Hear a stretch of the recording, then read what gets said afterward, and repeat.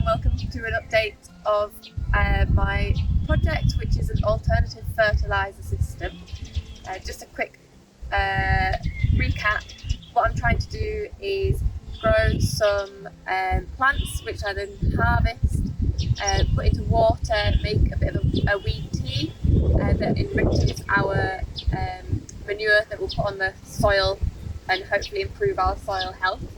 We're now at the back end of May, and to be honest I was hoping for some nicer weather, but our fields are still very waterlogged. It's actually standing water at the moment, so the plants aren't quite in yet, but I have decided what plants I want to put in through various conversations with different people, different experts and soil health consultants to see what would be the best thing to put in. The difficulty with this project is a lot of people have had a lot of different opinions on how the process should be done, what we should be doing, and kind of ciphering through that to decide actually what we are going to do.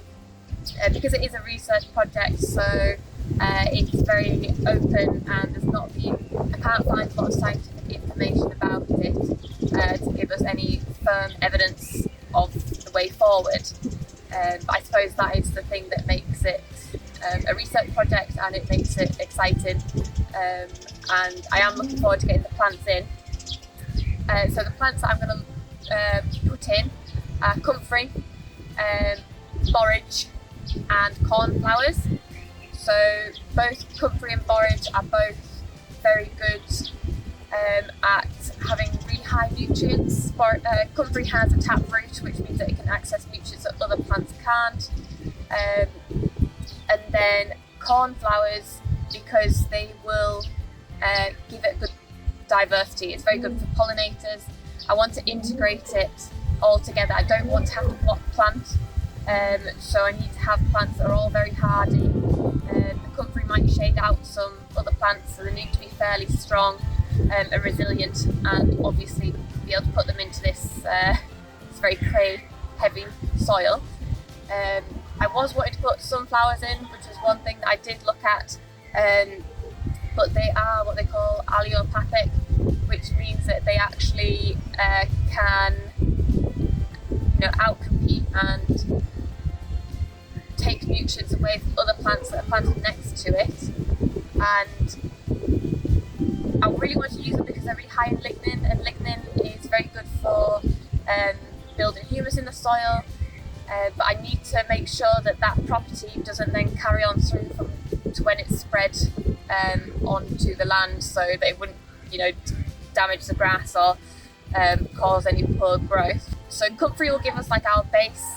It is a perennial, which means that it will reseed and keep going back, and then the borage is an annual, and so is a cornflower. So the plan is comfrey will give us our good base, and then we can mix in different annuals depending on what the results look like. So that's kind of like in the future. I've talked about the difficulty of all this information and not really knowing which information to trust and to choose, but we're going to have a go for it, and I think the project's been very good at making sure that we are really looking into our soil health. So it used to be that we used to look into our soil health when we were buying fertiliser or lime, and that was kind of the only time we dabbled in it. I think it is going to be something that is kind of the baseline, the standard health of our farm is going to come from the soil. So yeah, thank you very much.